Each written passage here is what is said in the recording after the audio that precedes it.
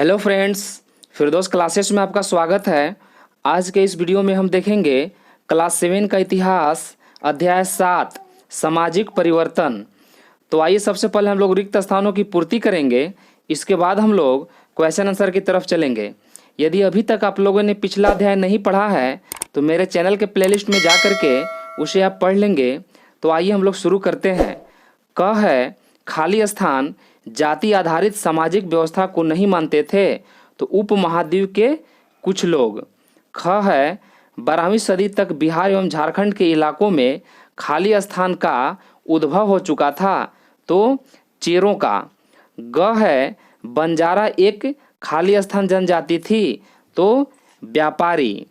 घ है गोंडवाना नामक विशाल वन प्रदेश खाली स्थान जनजाति रहती थी तो गोंडवाना।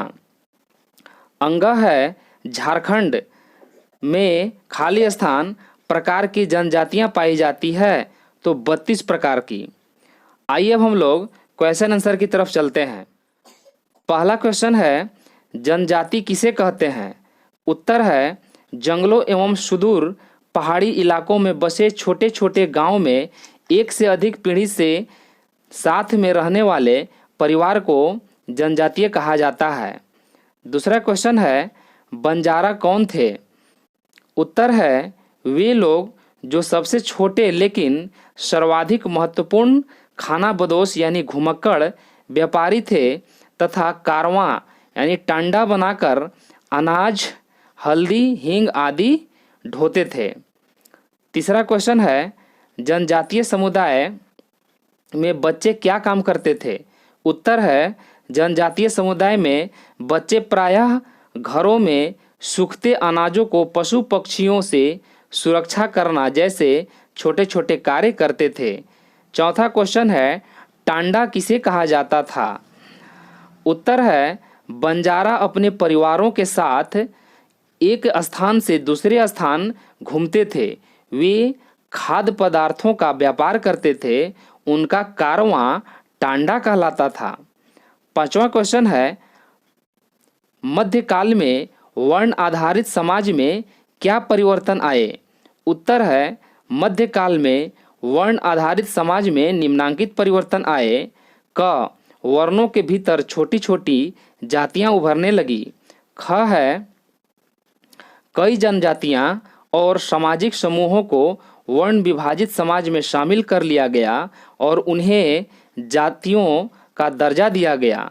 ग है विशेषता प्राप्त शिल्पियों, सुनार, लोहार, बढ़ई और राजमिस्त्री को भी ब्राह्मणों द्वारा जातियों के रूप में मान्यता दी गई।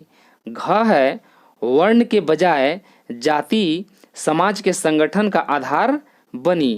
अंग है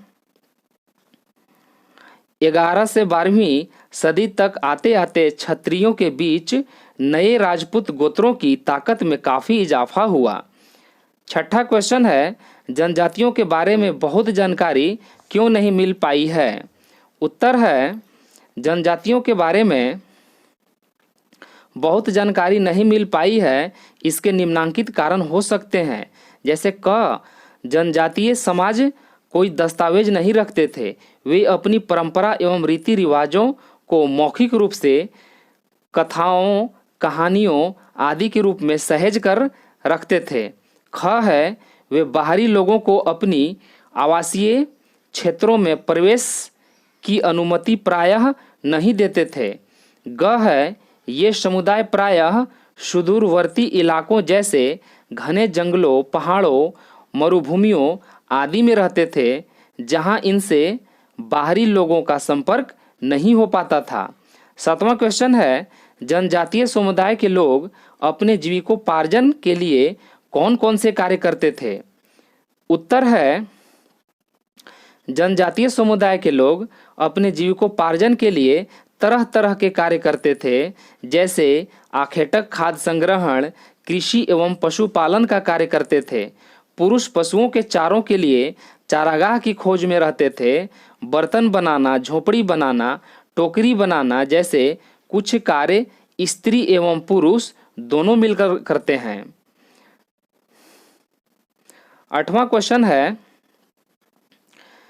जनजातीय समुदाय के लोग एवं दूसरे समाज के लोग एक दूसरे पर कैसे निर्भर थे? उत्तर है, प्राकृतिक संसाधनों पर जनजातियों का एकाधिकार था। जंगल, जल, जमीन से जुड़े ये समाज संयुक्त रूप से इन प्राकृतिक संसाधनों पर अपना नियंत्रण रखते थे। इन संसाधनों का बंटवारा परिवारों के सदस्य के बीच होता था। यह बंटवारा उनके अपने ही नियमों के अनुसार होता था।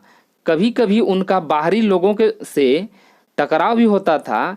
इनके लिए बाहरी लोग वे लोग थे जो जातीय व्यवस्था को मानते थे, लेकिन इस टकराव से ये अपनी स्वतंत्रता एवं संस्कृति को अक्षुण्ण बनाए रखने में कामयाब रहे। 9वां क्वेश्चन है और ये आइए चर्चा करने का क्वेश्चन है, मध्यकाल में सामाजिक संरचना में क्यों परिवर्तन हो रहा था? उत्तर है, मध्यकाल में कई नई जातियां जाति व्यवस्था में शामिल होने लगी थी। यह अर्थव्यवस्था एवं समाज की आवश्यकता बढ़ने के कारण हुई। कई जनजातियों को जाति व्यवस्था में शामिल कर लिया गया। विशेषज्ञता प्राप्त शिल्पियों जैसे सुनार, लोहार, बढ़ई आदि को भी जाति का दर्जा दे दिया गया। वर्ण में भी छोटी छोटी जातियां उभरने लगी। उदाहरण के लिए ब्राह्मणों की कई उपजातियां उभरकर सामने आई। अब वर्ण के स्थान पर जाति महत्वपूर्ण हो गई। 10वां क्वेश्चन है और ये आखिरी क्वेश्चन है, जनजातियां प्रायः दुर्गम क्षेत्रों में क्यों रहती थी? उत्तर है, जनजातियां प्रायः दुर्गम क्षेत्रों में निम्न कारणों से रहती थी। क है, वे अपनी परंपरा एवं रीति रिवाजों को बाहरी लोगों से दूर रखना चाहती थी। ख है, वे बाहरी लोगों को अपने आवासीय क्षेत्रों में प्रवेश की अनुमति नहीं देते थे। ग है, जनजातियों की अपनी समृद्ध संस्कृति व परंपरा है। इसमें उनकी भाषा, संगीत, कहानियाँ एवं चित्रकारी कला शामिल है।